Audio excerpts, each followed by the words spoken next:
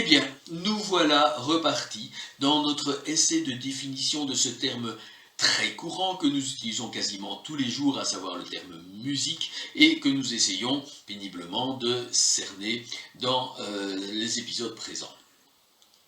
Eh bien, pour initier notre réflexion, voici un extrait de film chinois.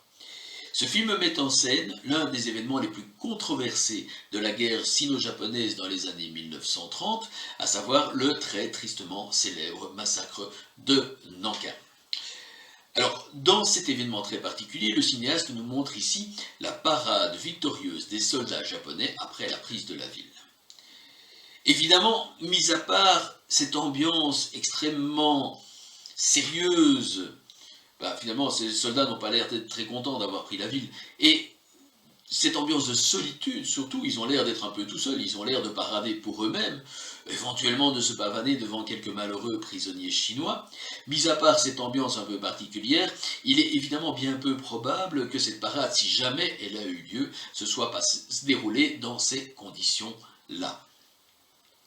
Mais évidemment, notre but ici n'est pas de réfléchir sur la véracité possible d'une production à prétention historique approuvée par la censure chinoise et mettant en scène l'un des événements les plus controversés du contentieux sino-japonais.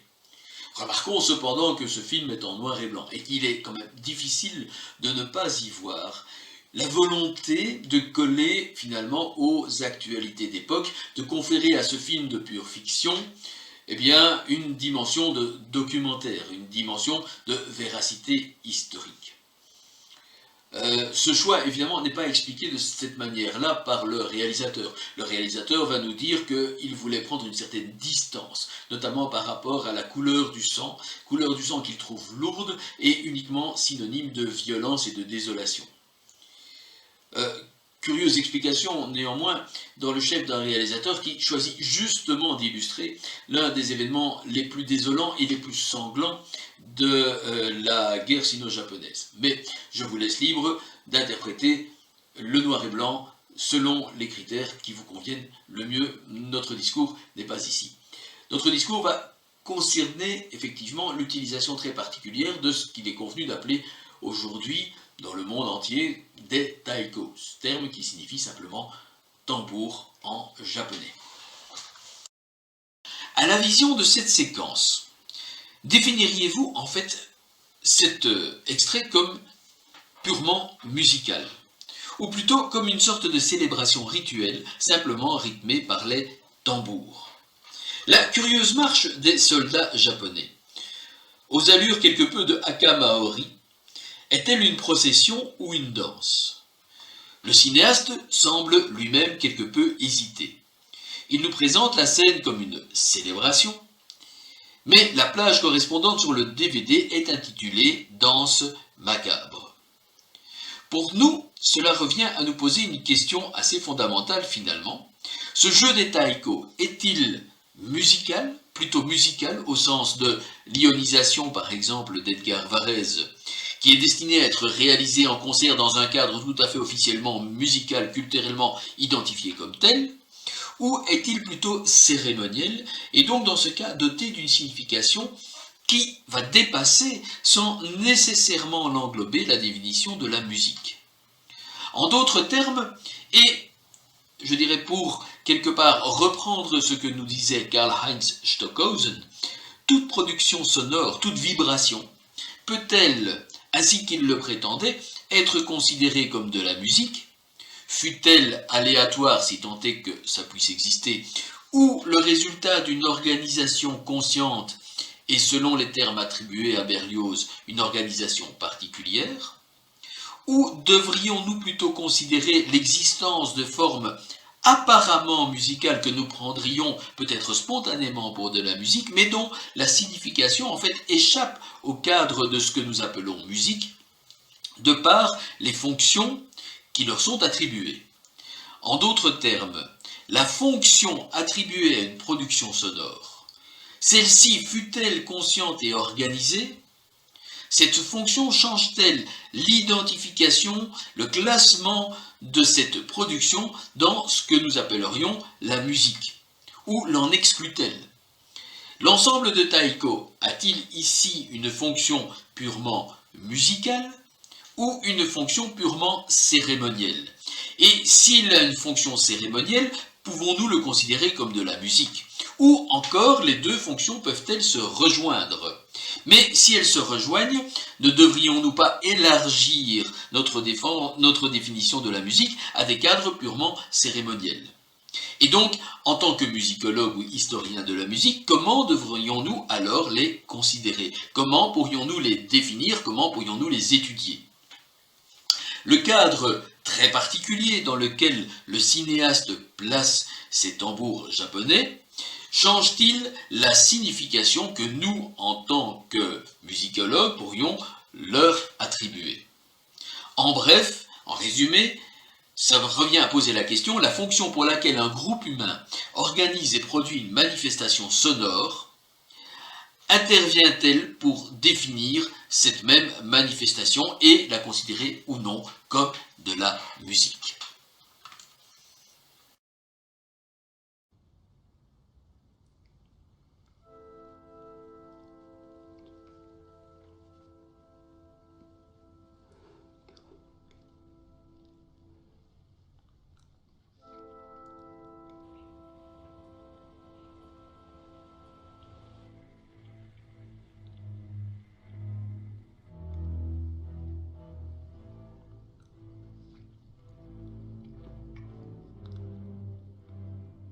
In this grave, our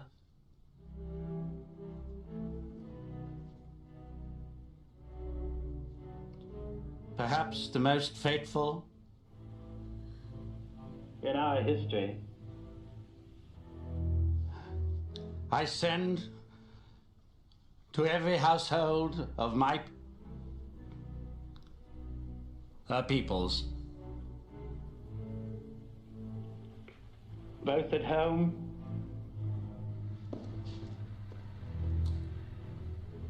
and overseas,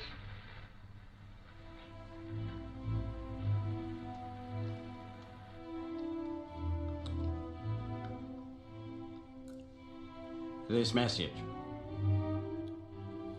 spoken with the same depth of feeling for each one of you, as if I were able to cross your threshold and speak to you myself.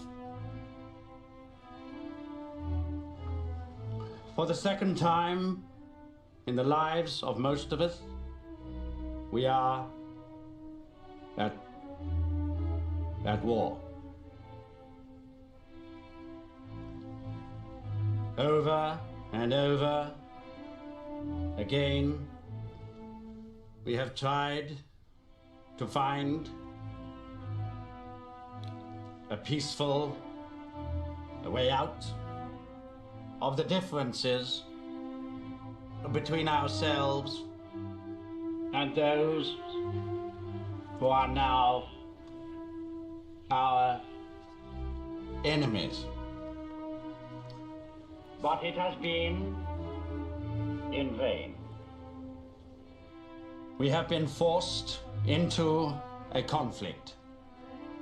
For we are called to meet the challenge of a principle which, if it were to prevail, would be fatal to any civilized order in the world. Such a principle, stripped of all disguise, is surely the mere primitive doctrine that might is right. For the sake of all that we ourselves hold dear, it is unthinkable that we should refuse to meet the challenge. It is to this high purpose that I now call my people at home and my peoples across the seas who will make our cause their own. I ask them to stand calm and firm and united in this time of trial. The task will be hard. There may be dark days ahead, and war can no longer be confined to the battlefield. But we can only do the right as we see the right, and reverently commit our cause to God. If one and all we keep resolutely faithful to it, then, with God's help, we shall prevail.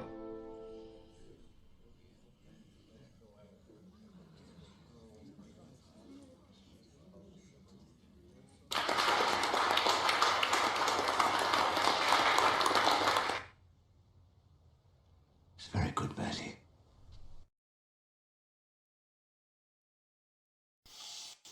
Dans ce deuxième extrait, je pense que vous n'hésiteriez pas un seul instant à qualifier de musical le décor sonore.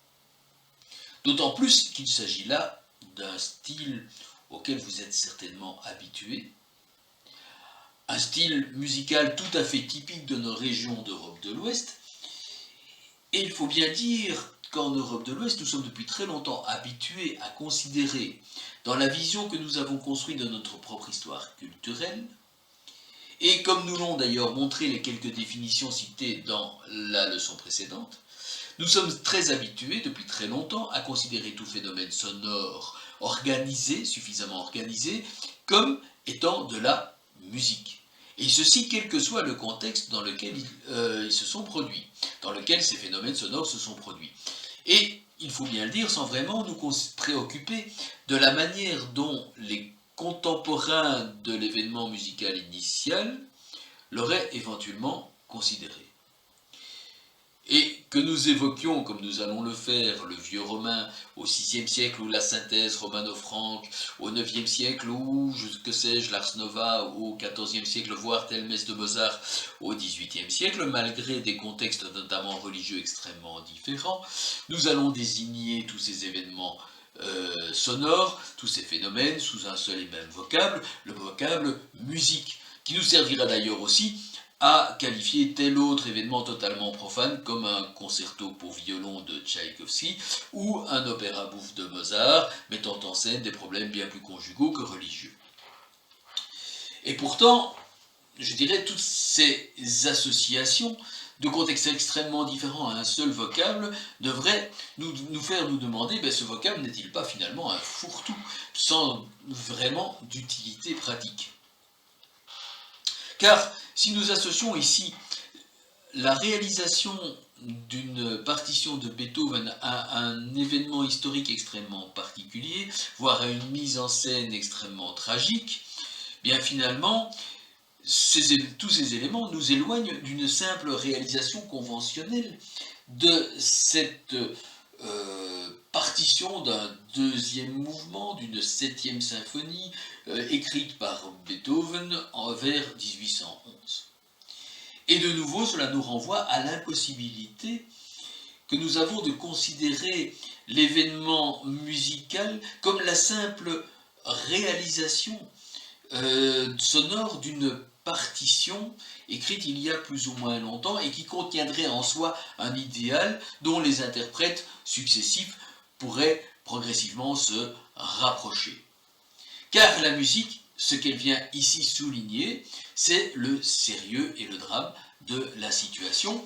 Est-ce que ce deuxième mouvement, écrit par Beethoven, est-il véritablement destiné à souligner un tel sérieux et un tel drame? Car il faut quand même souligner le fait que la manière dont cette partition d'un deuxième mouvement d'une 7e symphonie écrite par Beethoven aux alentours de 1811, la manière dont cette partition est interprétée est finalement assez particulière. Elle semble curieusement s'éloigner des désirs de la volonté exprimée par Beethoven lui-même. Expliquons-nous. En fait, en tête de sa partition, Beethoven, comme il est d'usage, a noté une indication de vitesse d'exécution, une indication dite de tempo. Et dans ce cas-ci, il s'agit de l'indication conventionnelle allegretto, ce qui signifie, selon les mots mêmes du compositeur, signifie un petit peu, parce que c'est un diminutif, c'est le diminutif d'allegro, donc un petit peu allegro, un petit peu joyeux. Allègre, diriez-vous en français. Mais Beethoven est lui-même conscient de l'ambiguïté de ces indications italiennes qui sont censées indiquer un tempo, une vitesse d'exécution, mais qui en même temps indiquent une sorte de caractère.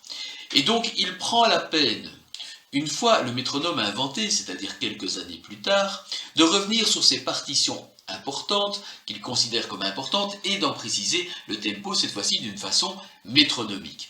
Et pour ce deuxième mouvement de la 7e symphonie, il précise qu'il désire un tempo à 76 battements à la minute.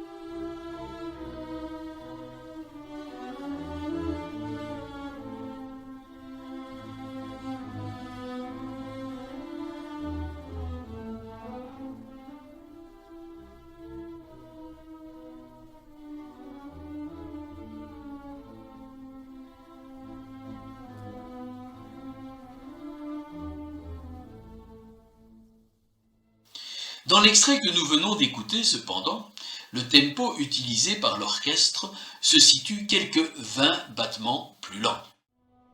Such a principle, stripped of all disguise, is surely the mere primitive doctrine that might is right. For the sake of all that we ourselves hold dear, it is unthinkable that we should refuse to meet the challenge. Qu'aurait pensé Beethoven d'une telle adaptation? Pourquoi un tempo aussi lent? Mais c'est parce que la musique, sans doute, doit venir ici souligner le sérieux et le drame de la situation. Alors, de quelle situation s'agit-il? Eh bien, nous sommes censés être le 3 septembre 1939. Ce jour-là, George VI, souverain de l'Empire britannique, atteint malheureusement de bégaiement, doit annoncer à sa population, à la radio, son entrée, en quelque sorte contrainte et forcée, à la population en question, on n'a guère demandé son avis, dans ce qui deviendra bientôt la Deuxième Guerre mondiale, et donc une véritable tuerie. Et pour justifier cette entrée en guerre, pour en démontrer la justice ou la justesse, eh bien, il faut un ennemi désigné comme barbare. Dans ce cas-ci, il s'agit du régime national-socialiste. Il est présenté comme ennemi de toute civilisation. C'est un régime qui, selon le discours du roi, érige la raison du plus fort en droit légitime. Bien sûr, de notre point de vue du XXIe siècle, nous ne pouvons guère mettre en doute cette affirmation. Effectivement, nous ne pouvons qu'appuyer ce rejet d'un régime raciste et nationaliste dont les crimes et les atrocités sont aujourd'hui bien connus. Il est néanmoins quelque peu piquant de voir prononcer dans la bouche d'un souverain, maître d'un immense empire colonial, peut-être le plus immense qui ait jamais existé, un discours aussi idéaliste et aussi libéral. Dans ce cas-ci, le choix du deuxième mouvement de la 7e symphonie de Beethoven n'est évidemment pas innocent. Beethoven est souvent présenté comme l'un des sommets de la culture européenne. Ici, je vous renvoie par exemple à notre analyse de la 9e symphonie, et donc à un des sommets de la, entre guillemets, civilisation. Et donc, il est tout naturel qu'il se retrouve ici associé à la volonté affichée de défendre la civilisation contre la barbarie, fût-elle d'origine elle aussi germanique.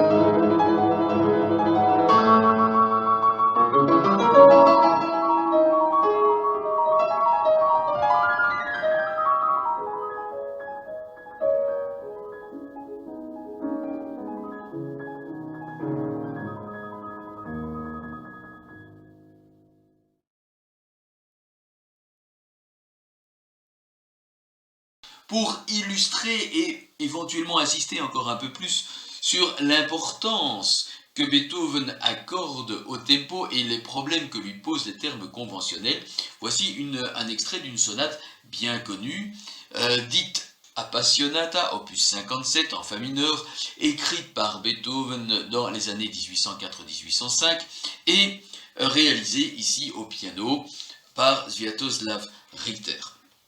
Bon, en fait, pourquoi cet extrait? Eh bien, parce qu'effectivement, nous sommes ici en 1804-1805, le métronome n'est pas encore inventé, Beethoven est donc obligé, pour indiquer le tempo, la vitesse à laquelle il désire que cette sonate soit réalisée, eh bien, il est bien obligé d'utiliser une indication conventionnelle en italien, ici, dans ce cas-ci, allegro assai, ce qui, littéralement, voudrait signifier joyeux assez.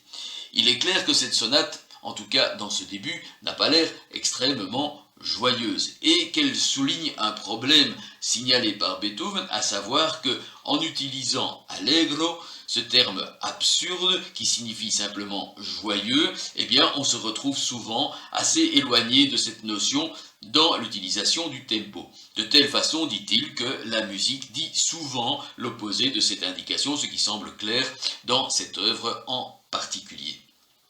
Et donc, aussi loin que les 4 tempi principaux, dit-il, Adagio, Andante, Allegro, Presto, soient concernés, eh bien, ce serait quand même beaucoup plus facile de s'en passer avec joie, parce qu'ils semblent indiquer un caractère qui n'est pas celui de la pièce. Donc, pour exprimer le caractère de la pièce, il faudrait mieux utiliser des termes spécifiques, mais comme le tempo est réellement le corps de la pièce, il faudrait pouvoir l'indiquer avec précision.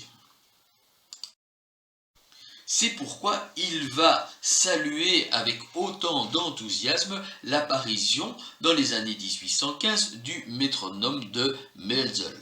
Et effectivement, il va souligner le fait que, dans le siècle dans lequel il vit, de telles indications métronomiques sont certainement nécessaires. Elles sont très importantes et il affirme avoir reçu des lettres de Berlin l'informant que la première audition de la 9e symphonie dans cette ville a rencontré un accueil très enthousiaste et il attribue largement cet enthousiasme aux indications précises et métronomiques qu'il a données. Donc, une nouvelle fois, Beethoven lui-même insiste sur l'importance des indications métronomiques. Cela ne semble pas nécessairement troubler énormément ses interprètes actuels. Du point de vue donc exprimé par Beethoven lui-même, les libertés que prend l'orchestre ou que prend le réalisateur britannique dans son film de modifier ainsi le corps même de la musique, comme dirait Beethoven, pour en faire quelque chose d'autre, n'est pas en fait très différente de la liberté que prend le réalisateur chinois en utilisant des taïkos dans un contexte qui n'est pas le leur, comme nous le verrons. En fait, dans un cas comme dans l'autre, la signification de la musique n'est pas donnée par, dans un cas, le compositeur, dans l'autre, par l'utilisation réelle japonaise du taiko, mais par le contexte très particulier du film.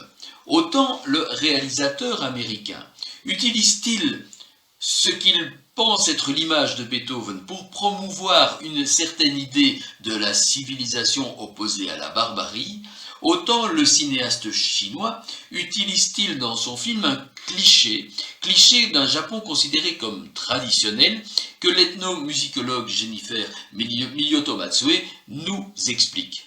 Le terme taiko, nous dit-elle, évoque des images de splendides tambours, en forme de tonneaux de différentes tailles dans des tons chauds allant du châtaignier à l'acajou profond et alignés sur scène.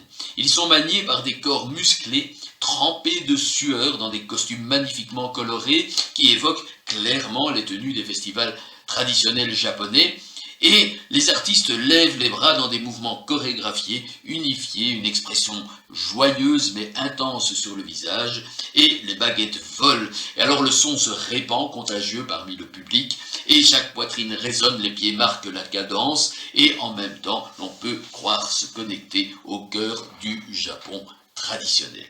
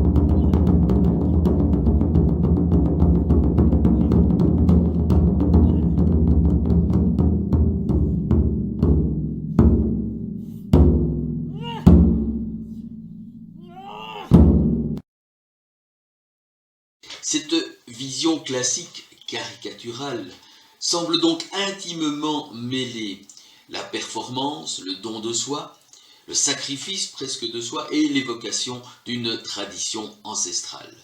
C'est une image d'Épinal, mais dont le but est d'exprimer en quelque sorte le cœur ou l'âme japonaise pour tenter qu'une telle chose ait jamais existé.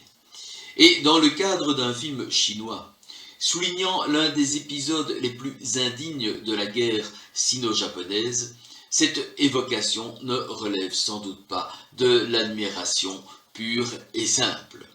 Elle semble plutôt vouloir démontrer à quel point cette hypothétique âme japonaise serait empreinte de violence et de fureur guerrière, et à quel point le tout aussi hypothétique peuple chinois aurait avantage à s'en protéger. Dans le cadre politique actuel en Extrême-Orient, le film prend évidemment une dimension tout à fait particulière.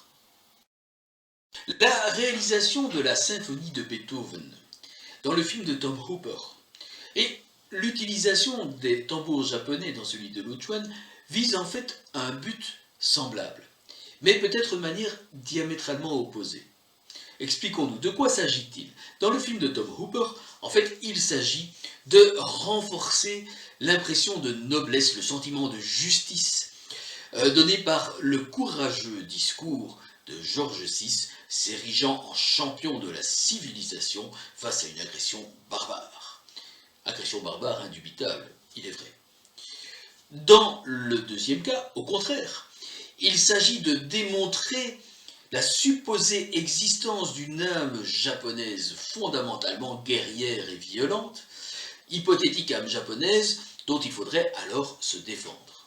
Mais dans les deux cas, ce qu'il s'agit de faire, en fait, c'est de conforter le public cible, de l'installer dans le chaleureux sentiment qu'il est bien, qu'il soit chinois ou anglophone, qu'il est bien du bon côté de la barrière morale. Historiquement, cependant, et musicologiquement parlant en tout cas, les deux démarches sont assez discutables. La première, parce qu'il est assez difficile de dénier à Beethoven un certain caractère germanique, ne fût-ce que dans ses prises de position ou, je dirais, son expression linguistique.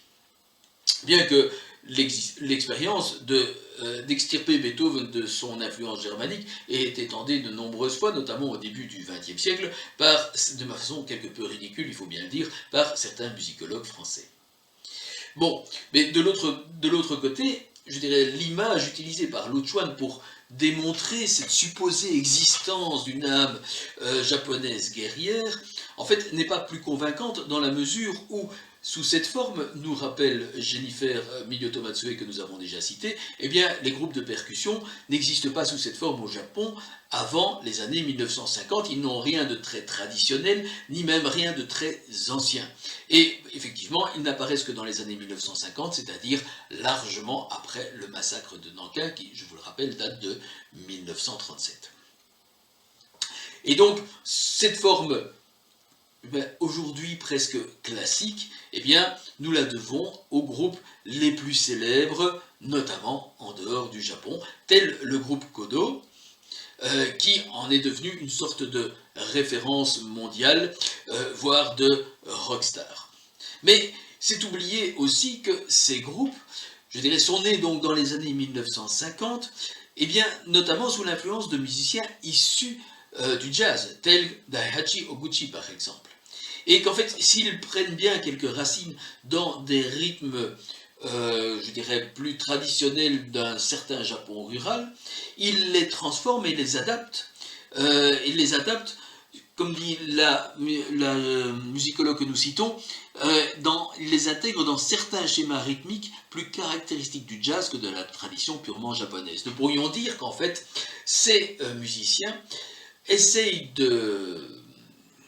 d'élaborer une synthèse entre leur propre éducation, entre guillemets, plus occidentale, et certaines traditions purement japonaises, tout en essayant de gommer dans le résultat final ce qu'ils doivent effectivement à leur éducation, entre guillemets, occidentale.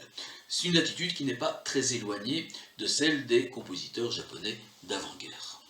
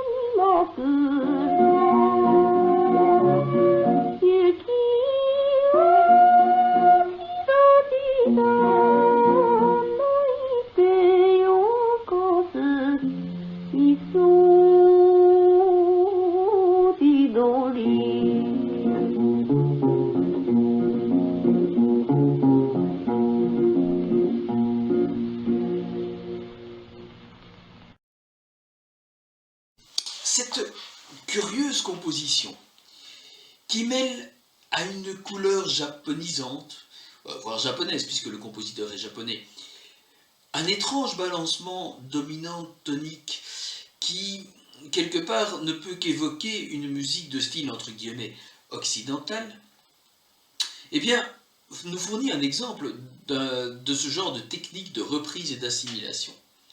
Et si nous en revenons à nos ensembles de percussions, tels qu'ils nous sont connus, tels qu'ils sont présentés en dehors du Japon, voire au Japon lui-même, il est clair que leur apparition dans les années 50 correspond à une démarche non de rituel ou de tradition, mais une démarche de musicien, une démarche, je dirais, purement destinée à la scène. Il ne s'agit pas pour ces créateurs de réaliser textuellement des rythmes, ou religieusement presque des rythmes traditionnels, voire associés à certains rituels, mais il s'agit de les emprunter pour les simplifier, pour éventuellement les accélérer, pour les mêler à des influences extérieures, pour en développer une espèce de freestyle, bref, pour en faire une démarche purement de musicien, une démarche destinée au concert, une démarche destinée à la scène. Effectivement, de notre point de vue, si nous nous référons aux expériences d'Edgar Varèse déjà anciennes ou de John Cage qui sont quasiment contemporaines à l'apparition de ce genre de musique, eh bien effectivement, nous ne pourrions que définir ces ensembles de percussions comme une démarche purement musicale, comme de la musique. Mais ce n'est pas ainsi que nous le présente le film chinois. Le film chinois nous présente ces ensembles de percussions comme faisant partie d'une sorte de rituel dans ce cas-ci violent et militariste, comme une sorte de symbole d'une âme japonaise hypothétique qui serait elle aussi violente et militariste. De ce point de vue-là, la qualité purement musicale, purement concert, purement destinée à la scène est effectivement totalement gommée au profit d'une dimension purement cérémonielle et rituelle.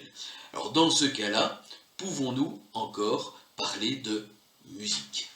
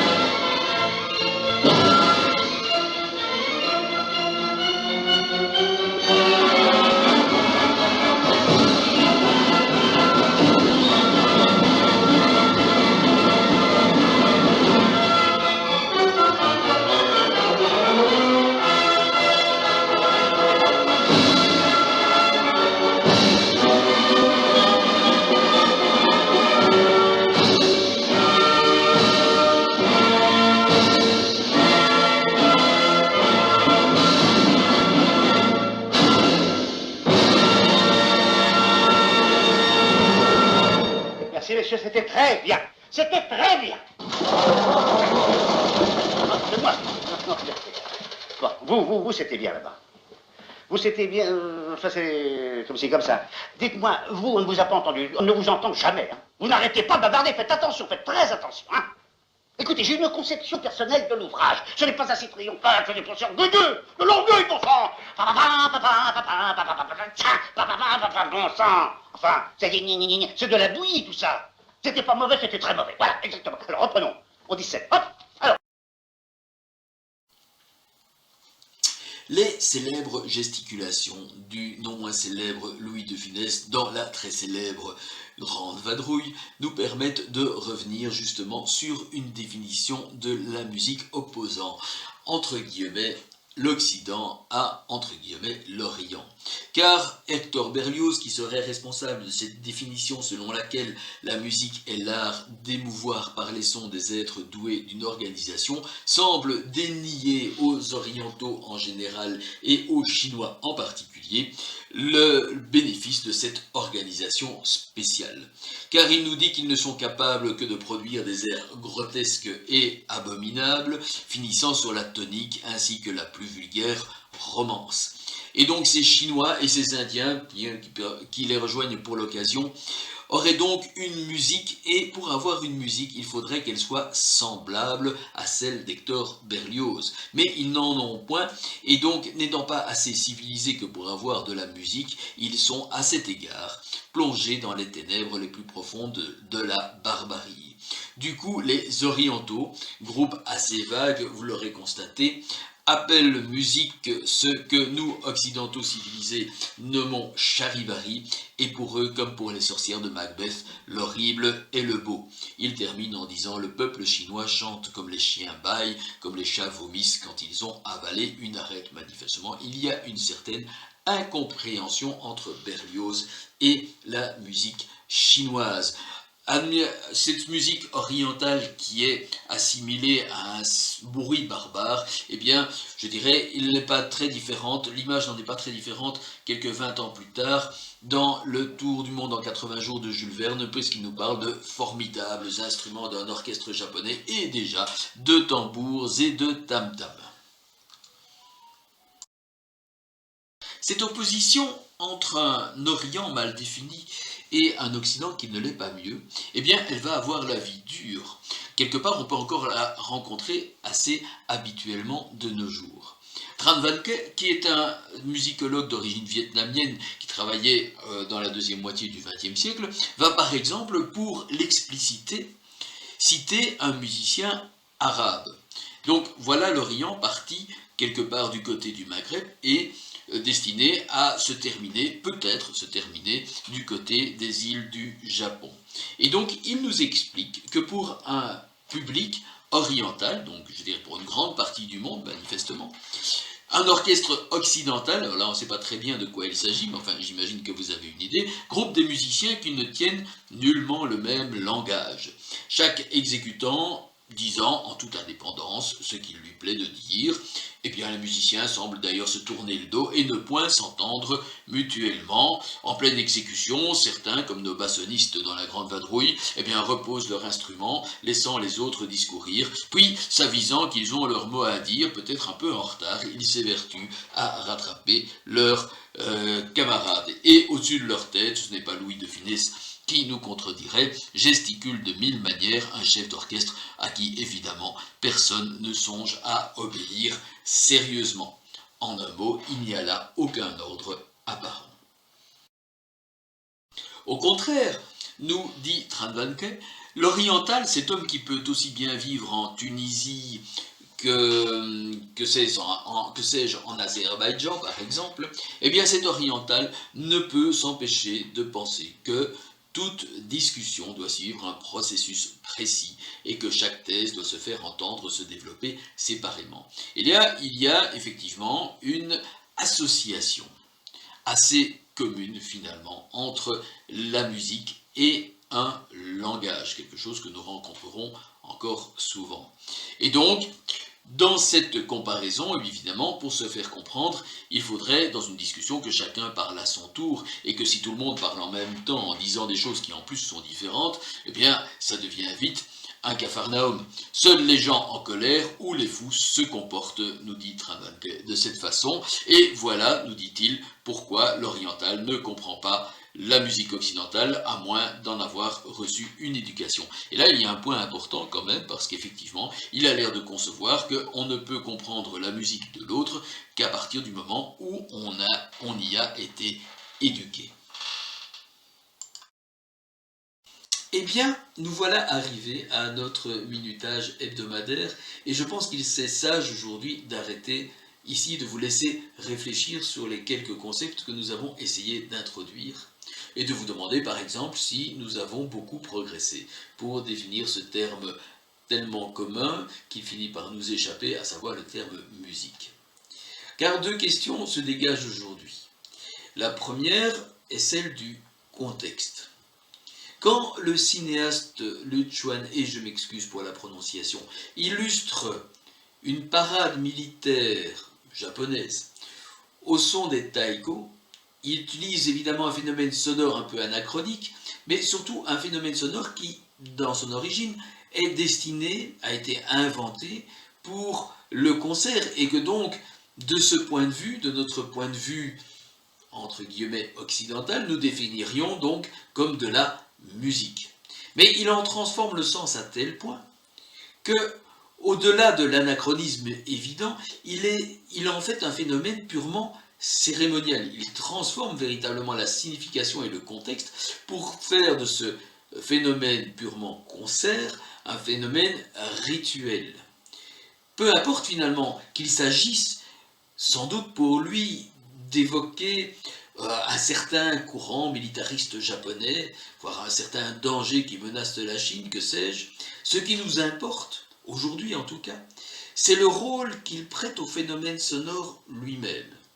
Parce que quand le public se presse dans une salle de concert pour profiter du spectacle offert par le groupe Kodo, par exemple, sa motivation est tout autre. Il va écouter un concert. Il s'attend à un spectacle musical. D'un côté, donc, du côté du film chinois, les percussions symbolisent un rituel, une sorte de communion avec une mystérieuse entité spirituelle, peut-être entre guillemets l'hypothétique âme japonaise. De l'autre, ces mêmes percussions, identiques, vous avez pu le constater, procurent à leur public un plaisir purement visuel et musical. Le contexte semble donc essentiel non seulement pour définir la signification de l'événement sonore, mais aussi son identification ou non à un phénomène purement musical. Le deuxième élément, plus rapidement évoqué et sur lequel il nous faudra revenir, concerne la nécessaire éducation musicale et la supposée, en contrepoint, la supposée universalité du langage musical. Parce que Tran Van Ke, même s'il s'appuie sur une distinction conventionnelle, mais finalement très très floue, entre un Orient mal défini et un Occident qui ne l'est pas moins, enfin qui ne l'est pas plus, pardon, il insiste surtout sur la nécessité, pour apprécier un phénomène sonore et l'identifier comme étant de la musique, et non comme un charivari, dirait Berlioz, sur la nécessité d'une certaine éducation. Et donc, en guise de conclusion, je vous propose, et en guise surtout d'introduction à notre prochaine leçon, je vous propose de sourire avec moi à la vision d'un extrait cinématographique qui ne vous est peut-être pas inconnu et qui d'une certaine manière nous pose la même question, mais au sein même de la culture, de la grande culture occidentale, et je mets là des guillemets partout. Je vous souhaite une excellente semaine. Je suis en deuil. Je pleure. J'ai peur. Un peu de fraîcheur, Seigneur. Oui, c'est ça, la Vierge folle. Vous êtes incollable.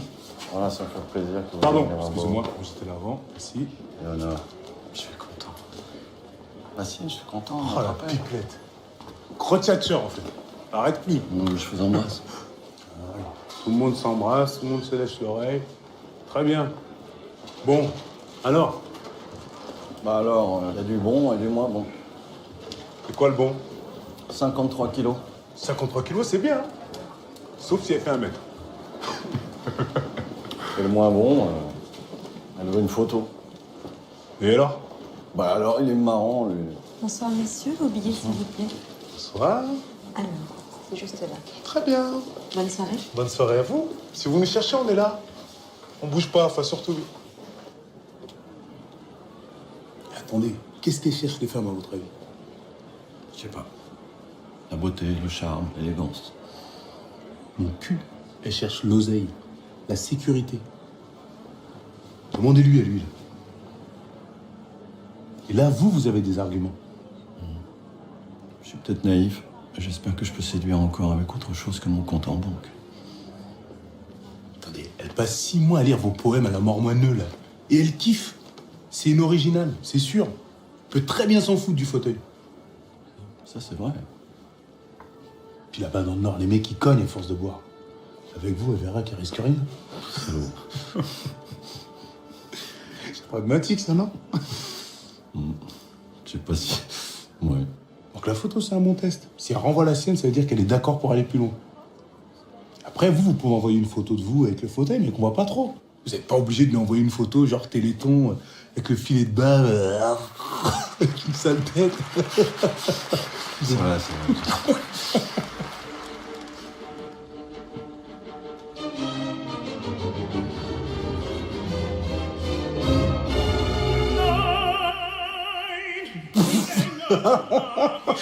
Pas bien, pas bien du tout. Oh putain. C'est un arbre. C'est un arbre qui chante.